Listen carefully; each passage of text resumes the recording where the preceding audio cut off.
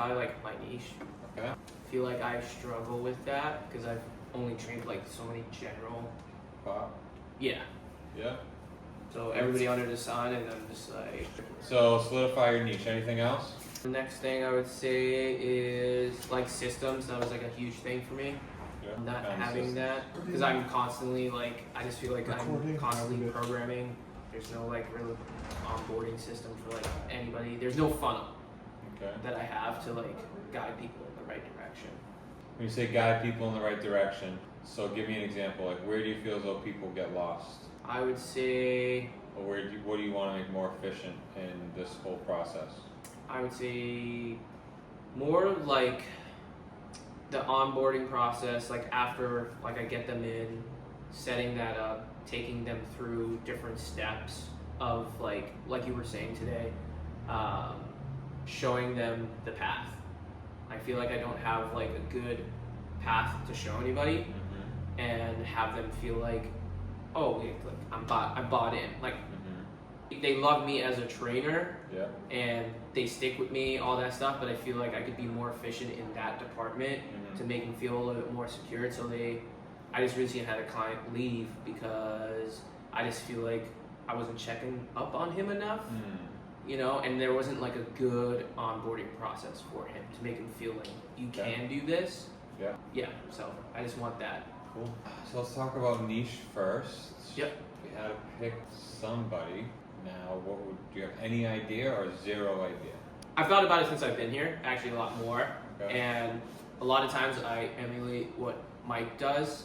And I was a 4-sport athlete in high school. Like I continued with track, and I always loved playing sports. After I left college and everything like that, I felt like I had no direction, like nobody telling me what to do, no structure, like no goal to really chase. Because like in track, you set goals for yourself constantly. You're on a meal plan, all that stuff, and you just don't feel like you have that after. So I fell off, got really out of shape, body dysmorphia, all that stuff, and I didn't feel good in my body. And you know, when I started working in another gym, like I started just kind of like taking care of myself a little bit more, and worked a lot of gym pop. That gave me a lot of joy. But I've always had like the joy of training athletes. It was always so fun. Okay. Or people who were former athletes and trying to get back to like a little bit of their athleticism. So that always like brought me joy, and I also love lifting heavy shit. So Nothing wrong with that niche right there. yeah. Yeah, Mike has that niche. Darren has that niche. As long as you portray, like Mike posts a lot of basketball stuff and like stuff of him being an athlete. Yeah. As long as you portray in your messaging, meaning like your content, that you were an ex-athlete, then that's fine. Yeah. I don't think anything's wrong with ex-athlete. Just have to make sure like, okay, these are college level or plus. Right. Which I think they will look at themselves as ex-athletes. Yeah. High school, not really. Yeah. Right. So yeah, you just, if that's what you want to do, that's your niche. Yeah. I just never like thought about it like that because it's I feel like it's one of my strengths and something that I do truly love, and I still love doing a lot of other sports. Like even when I'm hanging out with my friends, I still try to play volleyball with them. Or now the thing with ex-athletes is like, that's going to be more of your 11 a.m. content, because how you help an ex-athlete lose weight is the same way that you're going to help non-ex-athlete lose weight. It's the same exact thing. It's just who you want to work with. Yeah. As opposed to helping someone a mom that's postpartum. Yeah. Versus, one of the girls here, right? Pelvic floor is ruined. Can't do a lot of core exercises. Hormones are going crazy. So that system and that content has to speak to all that. Whereas your content's going to be more just weight loss, fat loss, building muscle sort of stuff. And then you portray your ex-athlete self or your inner athlete or athletic sports performance type stuff in your 11 a.m. or second post of the day, and in your stories you talk about all that kind of jazz. Yeah. But the meat and bones of it is going to be what I would post for my general pop weight loss clients. Yeah. Because it's the same mechanism of how they're going to get results. Does that make sense? Yeah. Cool. In terms of systems, so clear on the onboarding process that I went over today? Yes. Okay, so you DM, from the DM sales call, you close someone on the sales call. Now that it's you, if it's you, so me, I don't coach anymore. So I scheduled the onboarding meeting with one of my assistant coaches. If it's you, you could technically do your onboarding right there. I typically don't like to. So I would say, okay, hey Akil, next step's gonna get your onboarding, so we can go over expectations, that kind of stuff, because I gotta run and have another call. Does today or tomorrow work better for you? You don't want to do more than 48 hours. Just say tomorrow. Cool. Pencil them in for tomorrow, and then you go over the stuff I went over there to set expectations, and then you create from the sale into the onboarding call. Like before you let them off that sales call, you create a profile for them in Trainerize. And you say, hey, I need you to just set up your account, create a password. You're going to be asked to fill out a consultation form, and then feel free to browse around the app. I'm going to get you inside the Facebook community, so at least they see something that they just bought, as opposed to, oh my God, did I just get scammed for 24 hours because they see nothing. Right. So get them in Trainerize before you get them off the sales call, and let them get set up there. Okay. Then you have the onboarding call, and that's where you go over the roadmap. And everything else that I mentioned. I don't know if that's what you meant by systemization of the onboarding process, but that's exactly what I was talking about. I like don't feel like I have like a good solid thing for that. Like usually when I do, like somebody asks me to train, I just essentially talk to them, do assessment, and like that's kind of it. I tell them this is the way we set it up. I send the link, they set their profile up, and their workout is right in there, ready to go. Like that's pretty much it. I feel like it could be a lot more flowy and more personable, and feel like, oh, I bought this, like I have all this. I want them to feel that. And I feel like a lot of people don't feel that. They work with me, but I feel like for myself to feel like better, I want to give them more. Well, what's been stopping you from giving them more? Probably perfectionism. And being in what way? Like the onboarding process is not perfect, or I feel too, like I'm overthinking a lot of it, where it's like I can just make this very simple for them to like get onto the onboarding process and not overthink it. Very simple, man. Get them in the app. You don't want to go more than 48 hours because that lets buyer's remorse kind of creep in. Like, okay, what did I do? The less time that you give people to try to talk themselves out of it, the better it's going to be. Right. Because there's nothing like a kick in the nuts, like after you just make a $3,000 sale. And it goes, actually, I want to think about this. Worst thing.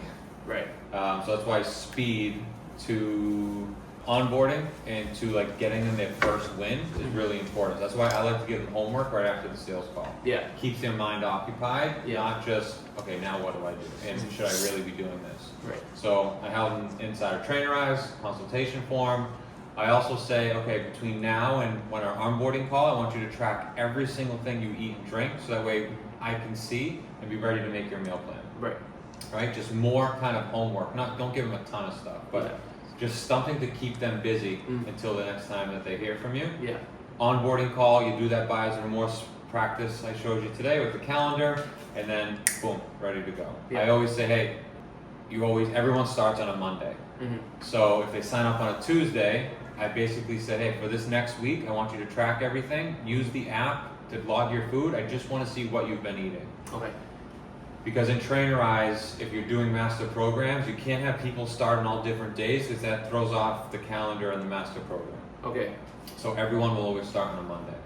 And then you and I will obviously come up with your roadmap of like, what are the processes that every single ex-athlete who signs up with you has to go through in the stages? So basically, what are the stages you take someone through to lose weight, build muscle, achieve their dream body and athleticism, and then map that out so that way they can see the road they're driving on.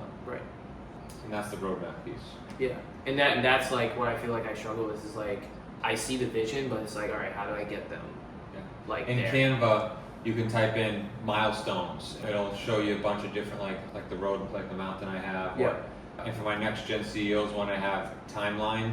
You could do roadmap, and there's one that's like it's actual road, and there's just like stamps everywhere where you can put the different sections. So type that in on Canva. You'll be able to visually see, okay, this is kind of what he means, and then you'll be able to put, okay, step one, okay, I have calibration. Let's figure out how we fit this program in your lifestyle.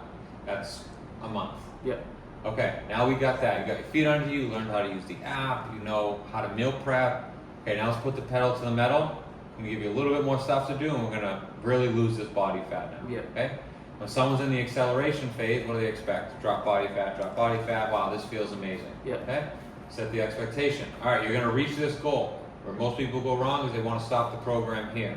We have to go into reverse dieting. We have to build your metabolism. So we're basically taking them through a journey and a story. Yeah. And telling them where they're at, what we're doing differently the entire time, so they're bought into the whole process. Right. And that's the roadmap. Yeah. That sounds really good. Yeah. It just sounds, that's like how I want to sound essentially. Like, Feel free to copy mine, Yeah. make yours whatever you want, use mine. To me, mine makes sense. Yeah. So whatever makes sense for you and your clients, because you may coach differently than me, you may be like, what the hell is reverse dieting? I don't believe in that, whatever. Yeah. That's just the way I coach. Yeah. And I guess I could have asked this question earlier, but I thought about it now. Like, if you have somebody that does come up to you and they want to work with you, but they're just like, I don't want to talk about anything nutrition. And it's like downsells. Okay. So in my program, I charge, let's use 6 months. I charge $3,600 for a 6-month package with both workouts and nutrition. If you don't want to do nutrition and only wants to do workouts, $2,700. Okay.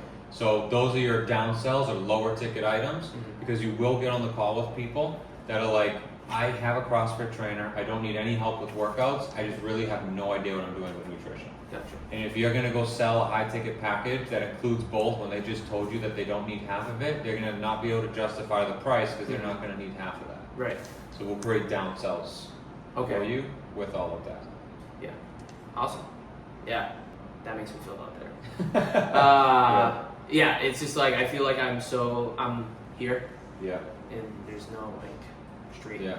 Like, The first thing you and I do is we'll set up our call, and you're gonna fill out the day in the life strategy that I talked about on day one. Have a whole sheet. It's gonna take you like 2 hours to do. Yeah. And get crystal clear on the niche, and then me and you, I'll base off that call. More so for you because ex-athletes, it's not that giant of a deal where you need to really dig deep. But I want you to do it as an exercise to really see what ex-athletes are doing, get your mind spinning, ask some really thought-provoking questions in that. And then we meet, because you're doing the weekly package, so I'll give you a 7-day sheet of like, okay, dude, Sunday, here's what you do. Monday, here's what you do. Tuesday, here's what you do. Do all of this for the next time that you see me, and I'll give you your next 7 days of things I want you to do. So you'll never have to be scatterbrained of like, what should I be doing? Am I doing the right stuff? Where do I put my focus? Just gonna hold your hand and tell you what to do. Okay. Cool. Yeah, I need that because I'm like a squirrel, man. Like just here with it instead of like having somebody like. That's why I was like really good with my coaches in high school and college and stuff because I was like, tell me what to do and I'm gonna execute. Yeah. Those are the best clients. Yeah. So that's kind of where I'm trying to be, and like I said, a lot of this was like a trust thing for me, and like just being around you the entire week we've been here has been awesome. And it's given me that like confidence to obviously invest and feeling of like family and that 100%. You actually care. So that's like a big thing for me. Yeah, dude. You better do well because I lose sleep if you don't. Yeah, so. Yeah. I got you. You gotta execute. I feel the same way. I feel like I want to keep doing these because I can build a relationship that's not just over Zoom. I want to pour more into you guys. Yeah. So yeah, I'm excited, man, and I'm very grateful that you trust me because that is a big investment for me and anyone, obviously. Right. So I don't take that lightly either. Yeah, and I appreciate it. Like I appreciate literally everything. Obviously, I had to like hold the tears back and stuff, but I do appreciate literally everything that you've done like this weekend, putting me around these people. I told you on the call, man, it'll be the best decision of your life coming here. Yep. And and we're in it. So yeah, dude. So it's good to have like people like you guys around. You don't get that often. Yeah. I think that's like a genuine thing, and I think what you're doing here is like truly life changing, and I think a lot of people should do it, and you need to keep doing it. I appreciate that. Yeah, because you are definitely like even if somebody didn't invest today, like I just feel that they gained like a brother and sisterhood, and then you never know, like they can just be like, I need to step back into this and like keep these people because you've like essentially just created a mini family. 100%, bro. I said, who did I say it to? Jesse. I was like, no, yeah, Jesse. Like, you mother better hang out outside of here. Yeah. Not just let this be this. It's not why we're doing it, right? It's cool that everyone's from Boston, right? Yeah. Now that we got the content, it's going to be much bigger probably next time. This is probably going to be the only one where everyone's from Boston, so it's cool because everyone can meet up and can relate on a level that, just most people won't be able to elsewhere. Yeah. So I think this one is something really special, which is awesome. Yeah, man, excuse me, sorry. Yeah, this has been very helpful, and I'm literally super excited to like jump on this with you, man. Don't say anything once you pitch the price and just wait. I never do that. I'll always jump the gun and like, because I'm looking at them and I'm like reading them. I'm like, oh god, it's too much, and I just go off and off and off in my head. I gotta downsell now, versus just like sitting there and shutting up. That was like my biggest thing. What I charge, and I feel like it's just in my head. I feel like I'm not worthy of that to like, or I don't deserve it. Like to ask them that, because I feel like I'm. That's why we want to build out a program that is worth that, so that way you don't have that insecurity. Because if you believe that going into the call, no wonder why you're immediately downsell, because your own belief is it's not worth it. If you don't believe it's not worth it, how on earth can you ask anyone else to see that it's worth it? I constantly feel like that. Yeah, so we got to fix that. So I think I said it a few times, you have to sell with congruency, because the way that you think is the way that you're going to sell. Yeah. If you don't think you're worth it, no one else is going to think you're worth Right. it. And when they say it's too much, you're going to say, I kind of freaking agree, it's too much, so why don't we, I'll just do this. Right. I think I'm undercharging for my, like, $430,000 in a year. I was like, oh, she stole from me pretty much at this point, right? Like, so like, I'm under, and that's the mindset that I have. Not everyone does that, but the clients who come in, the clients who try, the clients who give all their work, put their back against the wall and gives 110% no matter how they feel every day, are the ones who can do that. Yeah. So I know what I bring to the table and what's possible, and so that's the mindset that I go into it with.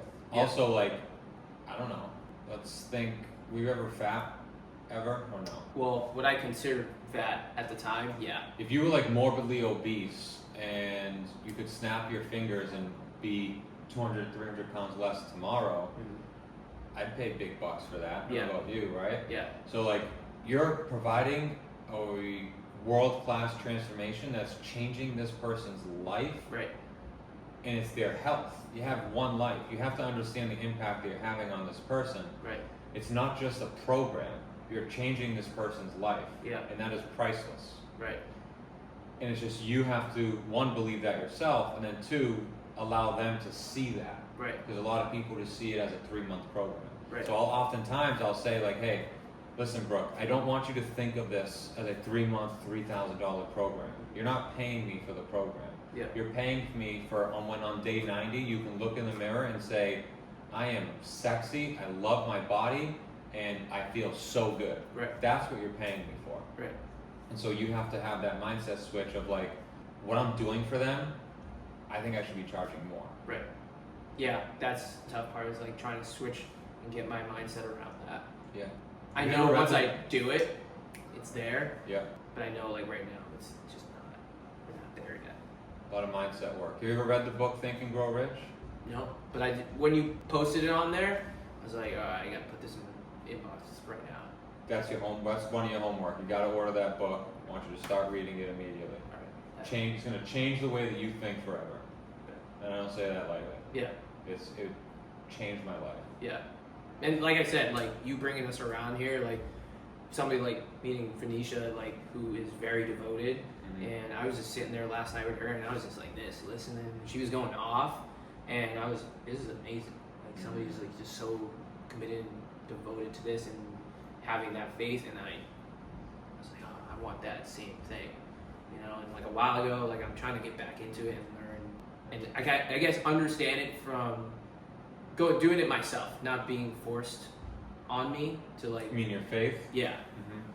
Yeah. I feel like it was forced, like I had to do it, like all this stuff, and I was a rebellious child, so like it just happened. But as I got older and more mature, I started understanding like, all right, like, I feel like I don't believe in anything, You know what I mean? Like I have a hard time believing myself, and you know, seeing her believing in God, letting that person believe in her, like she's able to kind of do the things she does. It liberated her. Once you, Yeah.